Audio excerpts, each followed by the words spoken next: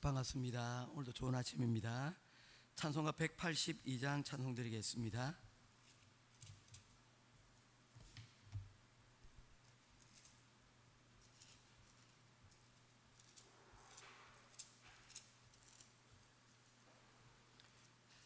찬송가 182장 찬송입니다. 강물같이 흐르는 기쁨 성령 강림함이라. 정결한 마음 영원하도록 주의 거처 되겠네. 주님 주시는 참된 평화가 내 맘속에 넘치네. 주의 말씀에 거센 풍랑도 잠잠하게 되도다. 나의 생명 소생케 됨은 성령 임하심이라. 모든 의심 슬픔 사라져 주의 평강 넘치네. 주님 주시는 참된 평화가 내 맘속에 넘치네. 주의 말씀에 거센 풍랑도 잠잠하게 되도다. 하늘에서 담비 내리고 햇빛 찬란함같이 우리 마음에 성령 임하니 주님 보내심이라. 주님 주시는 참된 평화가 내 맘속에 넘치네. 주의 말씀에 거센 풍랑도 잠잠하게 되도다. 생명시인에 넘쳐 흘러서 마른 광야 적시니 의의 열매 무르익어서 추수를 기다리네. 주님 주시는 참된 평화가 내 맘속에 넘치네. 주의 말씀에 거센 풍랑도 잠잠하게 되도다. 놀라우신 주의 은혜로 그의 얼굴 뵙겠네. 평화로 안식처에서 영원토록 쉬겠네. 주님 주시는 참된 평화가 내 맘속에 넘치네. 주의 말씀에 거센 풍랑도 잠잠하게 되도다. 아멘. 찾으실 하나님의 말씀은 고린도전서 제14장 1절부터 19절까지 말씀 보도록 하겠습니다. 고린도전서 14장 1절부터 19절까지입니다.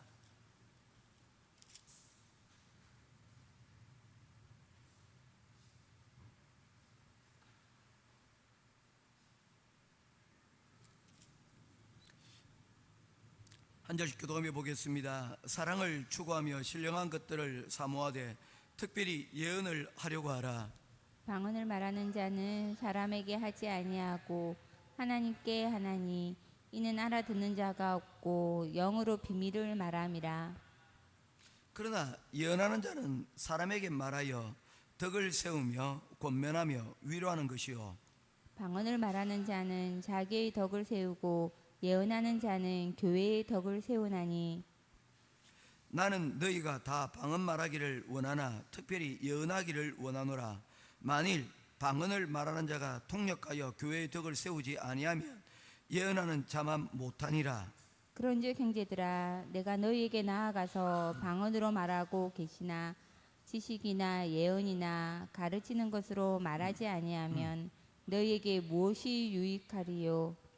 혹 필이나 검은고와 같이 생명 없는 것이 소리를 낼 때에 그 음의 분별을 나타내지 아니하면 필이 부는 것인지 검은고를 타는 것인지 어찌 알게 되리요? 만일 나팔이 분명하지 못한 소리를 내면 누가 전투를 준비하리요? 이와 같이 너희도 혀로서 알아듣기 쉬운 말을 하지 아니하면 그 말하는 것을 어찌 알리오? 이는 허공에 말하는 것이라. 이같이 세상에 소리의 종류가 많으나 뜻없는 소리는 없나니 그러므로 내가 그 소리의 뜻을 이해하지 못하면 내가 말하는 자에게 외국인이 되고 말하는 자도 내게 외국인이 되리니. 그러므로 너희도 영적인 것을 사모하라. 교회의 덕을 세우기 위하여 그것이 풍성하기를 구하라. 그러므로 방언을 말하는 자는 통역하기를 기도할지니. 내가 만일 방언으로 기도하면 나의 영이 기도하거니와 나의 마음은 열매를 맺지 못하리라. 그러면 어떻게 할까? 내가 영으로 기도하고 또 마음으로 기도하며 내가 영으로 찬송하고 또 마음으로 찬송하리라. 그렇지 아니하면 내가 영으로 축복할 때에 알지 못하는 처지에 있는 자가 내가 무슨 말을 하는지 알지 못하고 내 감사에 어찌 아멘 하리요. 너는 감사를 잘하였으나 그러나 다른 사람은 덕세움을 받지 못하리라. 내가 너희 모든 사람보다 방언을 더 말함으로 하나님께 감사하노라. 19절 같이 보겠습니다. 그러나 그러나 교회에서 교회에서 네가 내가 가르치기를 남을 위하여 가르치려 깨달은 마음으로 다섯 마디 말을 하는 것이 1만 마디 방언으로 말하는 것이 나으니라. 아멘. 고린도전서 14장은 하나님이 주신 선물 은사 가운데 방언의 부분을 다루고 있습니다. 이 방언에 대해서는 고린도전서 13장에서 내가 사람의 방언과 천사의 말을 할지라도 사랑이 없으면 소리나는 구리와 울리는 꽹과리가 되고 라고 이야기하면서 하나님께서 주신 많은 은사들이 있는데 그 중에 은사들 가운데서 사랑의 은사가 소중함을 이야기합니다. 왜냐하면 이 사랑의 은사는 하나님이 주신 모든 은사들을 다 통합하는 그런 플랫폼과 같은 역할들을 하기 때문입니다. 우리가 플랫폼을 생각을 할 때 우리가 볼 수 있는 게 뭐냐면 네이버 같은 것이 일종의 플랫폼입니다. 네이버를 접속을 하게 되어지면 거기에 보면 뉴스도 있고 스포츠도 있고 그 다음에 게임도 있고 여러 가지 것들이 연결되어져 있습니다. 그래서 이 플랫폼을 들어가게 되어지면 우리가 다양한 것들을 우리가 접속하고 누릴 수가 있습니다. 이 모든 것들을 가능케 하는 것이 뭐냐면 사랑이라는 그 바탕 가운데서 이루어져야 된다는 것입니다. 그런데 이 사랑이라는 이 플랫폼이 없이 각자가 다 따로 하게 되어지면 중구난방이 된다는 것이죠. 그래서 교회의 질서를 위해서 이 모든 것들을 하나로 만들어주는 역할을 하는 것이 바로 사랑이라는 것입니다. 그래서 사랑을 통해서 방언도 하고, 그리고 사랑을 통해서 예언도 하고, 사랑을 통해서 병도 고치고, 이런 것들을 하지 않으면 이 사랑이 없이는 그 나머지 은사들이 각기 제 갈 길을 잃어버린다라고 말씀을 하고 있는 것입니다. 이 말씀은 어떻게 잘못 들으면 이렇게 느껴져요. 그러면 나머지 은사들은 다 무용합니까? 그런 것이 아닙니다. 다 각자의 것이 다 유용하되 그 유용함이 목적을 잃지 않고 다 잘하기 위해서는 무엇이 필요하다? 이 사랑이라는 은사가 고르게 필요하다는 것입니다. 그래서 우리가 받은 은사가 하나에 국한되어지지 않다는 것입니다. 우리가 받은 은사들이 2개, 3개가 있을 수도 있고 혹은 그보다 더 많을 수도 있지만 우리가 기본적으로 구해야 될 은사가 무엇이라는 것입니까? 바로 이 사랑을 바탕으로 또한 은사가 있어야 된다는 것입니다. 사랑하니 방언이 필요하고, 사랑하니 병자를 위해서 또한 병고침의 은사도 필요하고, 사랑하는 마음이 있어서 예언하는 것으로 또한 사람들을 가르치는 그런 일들도 여러분 가능하기 때문이라는 것입니다. 그런데 이 사랑이 빠져버리면 각자의 은사들은 자기 자랑하기에 바쁘다는 거예요. 서로 자기의 유익만 구한다는 거예요. 그렇게 되고 나면 교회는 결국에는 무질서해지고 공동체는 힘을 잃게 되어진다는 것을 말씀을 하고 있는 것입니다. 자, 그런 것 가운데서 14장은 특별히 어디에 중점을 두고 있습니까? 방언을 다루고 있습니다. 왜 그럴까요? 12장에서는 많은 은사들을 다루면서 다양한 각장한 은사들이 있다고 은사의 다양성들을 이야기를 하였는데, 그리고 이 다양한 은사들을 13장에서 통합하는 역할, 그리고 그 바탕이 사랑이라는 것을 말하고 있는 것에 반하여 14장에서는 콕 집어 오직 이 방언에 대해서 말씀을 하고 있습니다. 왜냐하면 그 당시 이 고린도 교회에 이 방언으로 인한 폐해가 있었고, 그리고 이 고린도 교회 많은 사람들이 방언의 기도의 은사들을 가지고 있었기 때문입니다. 실제로 우리 대한민국에서 오순절 교단이 이 방언의 은사에 대해서 상당히 많은 강조를 하고 있습니다. 그래서 오순절 그 순복음교회에 다니는 사람치고 방언 못하면 그 사람은 순복음교회 교인이 아니다 할 정도로 이 방언에 대한 깊은 이해와, 그리고 또한 실제로 그 방언으로 인한 많은 덕들이 세워진 교회입니다. 이 방언에 대해서 이 고린도 교회와 그와 같은 여러분 이 방언의 은사들을 가지고 있는 사람들이 많았는데, 그로 인한 폐단들도 여러분 그곳 가운데 생겨나기 시작을 했다는 것입니다. 그래서 많은 은사들 가운데서 이 방언의 은사들을 이 바울 사도는 예언의 은사와 비교해서 이 부분을 다루고 있는 것입니다. 자, 14장 1절 말씀 보겠습니다. 같이 보겠습니다. 시작. 사랑을 추구하며 신령한 것들을 사모하되 특별히 예언을 하려고 하라. 예, 방언을 말하면서 바울 사도는 먼저 당부를 하고 있습니다. 너희 모든 은사들을 사랑 가운데서 하되 특별히 예언을 하려고 하라. 그러면 이 예언은 무엇입니까? 이 예언은 미리 예자를 써서 점쟁이들이 하는 미리 내려다보는 것을 말하고 있지 않습니다. 여기서 말하고 있는 예는 맡길 예자입니다. 그래서 말씀을 맡은 자라는 의미를 가지고 있는 것이죠. 하나님의 말씀의 의미를 가르쳐주는 사람, 하나님의 말씀을 풀어서 사람들에게 알려주는 사람, 이 사람을 가르쳐서 뭐라 그럽니까? 예언한다라고 이야기를 하고 있습니다. 구약의 예언자들이 있지 않습니까? 그 예언자들은 바로 이 미리 예자가 아니고 맡을 예자로 여러분 사용을 하고 있습니다. 때로는 미리 예자도 사용을 하고 있기 때문에 이 단어에 대해서 분별을 좀 해야 될 필요가 있습니다. 미리 아는 것도 예언이고, 또한 한자적으로 말씀을 맡았다는 의미에서 예언도 사용이 되어진다는 것입니다. 그러므로 바울이 말하고 있는 이 예언은 무엇입니까? 우리가 말씀을 맡은 말씀의 사람이 되라고 권면을 하고 있는 것입니다. 그러면서 이 방언을 다루고 있습니다. 14장 2절 말씀입니다. 방언을 말하는 자는 사람에게 하지 아니하고 하나님께 하나니 이는 알아듣는 자가 없고 영으로 비밀을 말함이라. 3절입니다. 시작. 그러나 예언하는 자는 사람에게 말하여 덕을 세우며 권면하며 위로하는 것이요. 여러분, 방언의 역할이 있고 예언의 역할이 있다는 것입니다. 방언의 역할은 어떤 것입니까? 이 대상이 바로 하나님이 대상이라는 것입니다.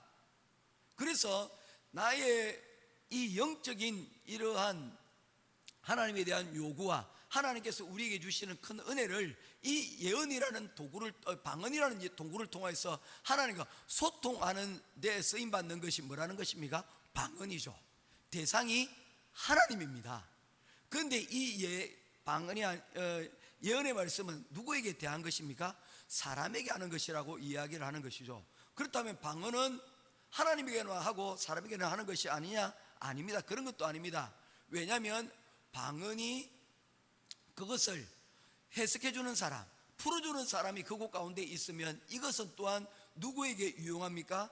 사람들에게 유용할 수가 있다는 것입니다. 그래서 방언으로 기도하고 방언으로 무엇인가를 여러분 나타낼 때는, 특별히 공동체 앞에서 사람들 앞에서 할 때는 어떻게 하라는 것입니까? 그들에게 예언하는 이 방언을 해석하는 자를 통해서 이것을 말하여 공동체의 유익을 구하라는 것입니다. 그런데 이 방언을 통역할 사람이 없는 거예요. 이 방언을 통변할 사람이 없는 거예요. 그러면 이 방언은 어떻게 하는 게 좋다? 바울 사도는 이건 하나님께만 하고 있는 사람들에게 하지 않는 것이 더 유익하고 더 좋다라고 말씀을 하고 있는 것입니다. 그래서 이것을 말한다면 4절 말씀에 다음과 같이 말씀합니다. 같이 읽겠습니다. 시작. 방언을 말하는 자는 자기의 덕을 세우고 예언하는 자는 교회의 덕을 세우나니, 이 2절과 3절의 말씀을 통합해서 이렇게 말하고 있습니다. 방언은 자신의 덕을 세우는 거예요. 내가 영적으로 깊은 자리에 하나님과의 소통하는 그 자리에 있다는 것을, 여러분, 나의 영적인 상태를 드러내는 것입니다. 그런데 이것을 가지고 사람에게 자랑할 이유는 없다는 것입니다. 이것은 나의 개인적인 영적인 유익을 위해서 이 방언이 여러분 사용이 되어진다는 것입니다. 우리 교회 가운데서도 이런 방언의 기도를 하시는 분들이 있는 줄 압니다. 이 방언을 여러분 그런데 잘 듣지를 못해요. 절제하기 때문이라고 저는 믿습니다. 이 좋은 성품을 가지고 있는 거죠. 왜냐하면 그것을 통해서 뭐 하는 겁니까? 하나님과의 깊은 관계를 내가 가지고 있대 공동체 앞에서는 내 개인의 덕을 세우기보다는 뭡니까? 공동체의 덕을 세우기 위함이라는 것입니다. 그래서 은사는 다시 말해서 자랑하고 드러내기 위한 것이 아니라 덕을 세우기 위함이다 라는 목적을 바울 사도는 분명히 하고 있다는 것입니다. 그래서 개인적인 덕을 위해서 특별히 어떤 집회나 어떤 모임 가운데서 방언으로 여러분 인도자가 여러분 기도할 때에 이 방언으로 여러분 기도하는 일들을 권면할 때가 있습니다. 그렇게 될 때는 함께 다 같이 방언으로 기도하는 여러분 이 덕을 같이 하는 것들도 여러분 나쁘지 않은 게 아니라 그거는 여러분 옳은 방향이라는 것입니다. 그래서 교회가 이런 방언의 이러한 은사들, 그리고 또한 예언의 은사들, 여러분 각자들이 있는데 중요한 것은 예언과 방언이 서로 무엇이 더 크고 무엇이 더 나은지 더 안 나은지를 얘기하는 것이 아니라 중요한 것은 이 가운데서 뭘 하기 위한 것입니까? 덕을 세우는 것, 공동체의 유익을 위하는 것, 어떤 것이 교회의 전체의 질서를 위해서 더 유익한가, 시와 장소를, 때와 장소를 가려서 하는 것이 필요하다라고 말씀을 하고 있는 것입니다. 거기에 덧붙여서 4절에서 6절에서 11절에 바울 사도는 이 방언의 무익함에 대해서 여러 가지 비유를 들고 있습니다. 첫 번째, 바울 사도는 만약에 내가 고린도 교회에 가서 내가 방언으로 복음을 전하였다면 사람들이 이 복음을 이해하고 알아듣고 올 수가 있었을까 하는 것입니다. 저희 교회에 우리 청소년들도 있고 우리 어른 성도들도 있지만, 제가 설교를 하고 난 다음에 어제 한번 아이들한테 물어봤더니 저 딴에는 쉽게 설교를 했다고 생각했는데 많이 어려웠습니까? 저는 그렇게 그다지 어렵지 않다고 생각을 하고 아이들한테 물었습니다. 여러분, 충성이란 무엇일까요? 목사님이 얘기한 대로 한번 얘기를 했더니 대답을 잘 못하는 거예요. 내가 어렵겠나?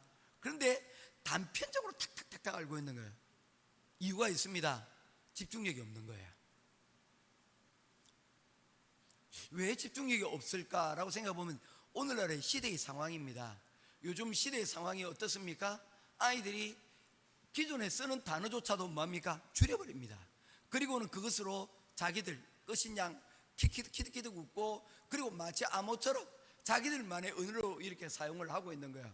그러면서 쇼츠들을 또한 좋아하는 그런 경향도 있습니다. 쇼츠 혹시 집사님들 보십니까? 못 보십니까? 안 보십니까? 장로님, 쇼츠 보십니까?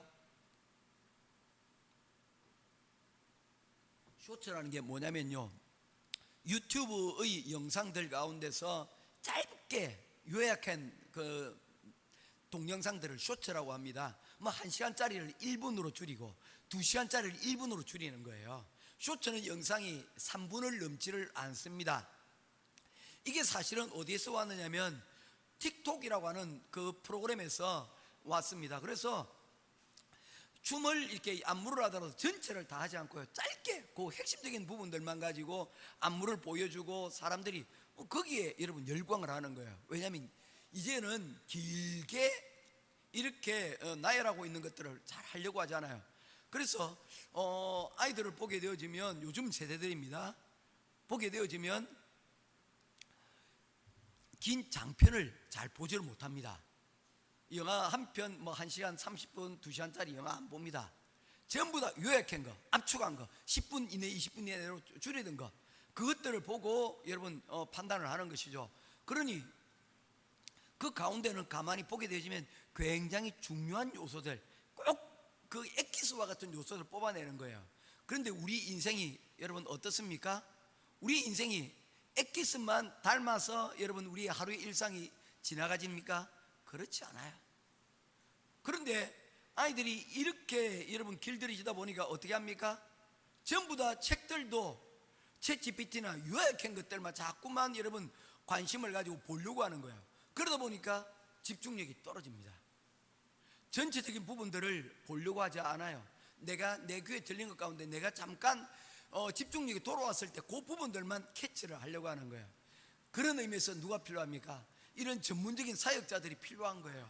그들의 귀에 맞게끔 그들의 여러분 이 짧은 이 집중력을 집중적으로 여러분 또 전할 수 있는 그런 특별한 선교사들이 필요한 거예요. 오늘날에 여러분 우리 주일학교의 영역은 이제 봤을 때는 이러한 새로운 영역으로 여러분 들어가고 있는 것이 아닌가라는 생각을 해보게 됩니다. 예전에 우리 그 설교도 주일학교 설교를 하게 되어지면 동영상이나 이런 게 어디에 있었습니까? 아무것도 없었어요. 그런데 요즘 아이들 설교를 제가 주일학교 내려가면 파워포인트를 여러분 정말 많이 준비합니다. 영상도 집어넣고요, 그런 여러 가지 글들이나 이런 것들을 집어넣고 아이들에게 말씀을 전합니다. 그렇게 하지 않으면 집중이 잘 안 되는 거예요. 제가 굳이 교회에 우리 어른 성도들, 우리 주일학 학생들도 있는데 제가 파워포인트를 제가 될 수 있으면 안 하려고 하는 이유들도 바로 이런 이유들도 사실은 있습니다. 할 수만 있다면 저는 안 하고 싶어요. 그런데 지금 지난주에 제가 우리 학생들하고 말씀을 나누면서 조금 쇼크를 받았죠. 얘들한테 복음을 전하려면, 얘들이 집중력을 조금이라도 끌어올리려면 다시 파워포인트를 준비를 해야 되겠구나. 그래서 중요 단어들을 설명을 하고 각 단계별로 제목이라도 애들한테 던져주고, 그리고 그거라도 한 번씩 적어갈 수 있도록 주보를 좀 대편해야 되겠다라는 생각을 하게 됩니다. 다른 것이 아니라 듣지 못하고 집중하지 못하는 이들을 또한 그들에게도 복음을 전해야 되기 때문입니다. 방언은 그와 같다는 것입니다. 방언으로 만약에 바울 사도가, 그는 방언을 전할 수 있는 사람이지만 그가 사용하지 않은 것은 이를 통해서는 복음이 증거될 수가 없었기 때문입니다. 14장 7절에서는 악기의 소리를 이야기합니다. 피리와 금문과 같은 악기가 있지만 이것이 만약에 음을 구별하지 못하고 제멋대로 하게 된다면 어떻게 되겠냐라는 것입니다. 그것을 전달할 수가 없다는 것이죠. 어제 우리 반주를 하는 가운데 갑자기 화음을 누가 넣기를 시작을 했어요. 그래서 이상하게 화음을 왜 집사님 특별하게 넣으신다 하라고 봤더니 화음을 넣는 주인공이 누가 하나가 있더라고요. 그래도 정말 대단하세요, 집사님. 그냥 아랑 것 없이 끝까지 나가시더라고요. 그런데 조그만 초보자가 있었다면 그 음에 여러분 따라갈 수밖에 없는 것이죠. 우리가 노래를 찬양을 하는데 누군가 화음을 이상하게 넣는 분 한 분 찬양대 가운데 있으면 여러분 어떻게 됩니까? 항상 좋은 것을 따라가는 것이 아니고요, 나쁜 것을 따라가게 되는 것들을 보게 됩니다. 누군가 반음을 낮추면요, 다 반음을 낮춰서 따라가는 것들을 보게 되는 거예요. 그것과 같다는 것입니다. 방언이 그와 같다는 것입니다. 알아들을 수가 없게 되어진다는 것입니다. 그러면 그것을 14장 9절에서는 한마디로 이렇게 표현합니다. 그것은 마치 허공에다가 말하는 쓸데없는 짓과 같다가 된다는 것입니다. 개인적으로는 여러분 영적으로 충만하고 유익하지만 그러나 그것은 아무런 쓸모가 없는 그런 것이 될 수도 있다는 것입니다. 자기 개인적으로 그렇지만 공적인 공동체 가운데서는 그것을 알아들을 수 없기 때문에 기도하는데 자꾸 신경이 쓰이고, 그리고 또 그러다 보니까 뭐 하는 것입니까? 공동체가 기도하는 그 시간이 어쩌면 여러분 어려움이 생길 수도 있다는 것을 말씀을 하고 있는 것이죠. 그래서 할 수만 있다면 개인의 덕과 공동체의 덕, 이 두 가지의 덕을 뭐 하는 것입니까? 함께 갈 수 있도록 방언은 하지 말라가 아니고 뭡니까? 방언은 때와 장소를 가려서 할 수 있도록 하라라고 말씀을 하고 있는 것입니다. 그에 더하여서 예언의 말씀들을 우리가 주로 할 것은 이 말씀을 가르치는 것들은, 말씀을 나누는 일들은 바로 우리가 알아들을 수 있는 말들로 하나님의 말씀을 가르쳐 그 일을 통해서 사람을 세우고 공동체를 세워나가는 일이 있기 때문입니다. 내일 계속해서 14장 10절부터 마지막 절까지 계속해서 말씀을 보도록 하겠습니다. 기도하겠습니다. 고마우신 아버지 하나님, 은혜와 사랑을 감사를 드립니다.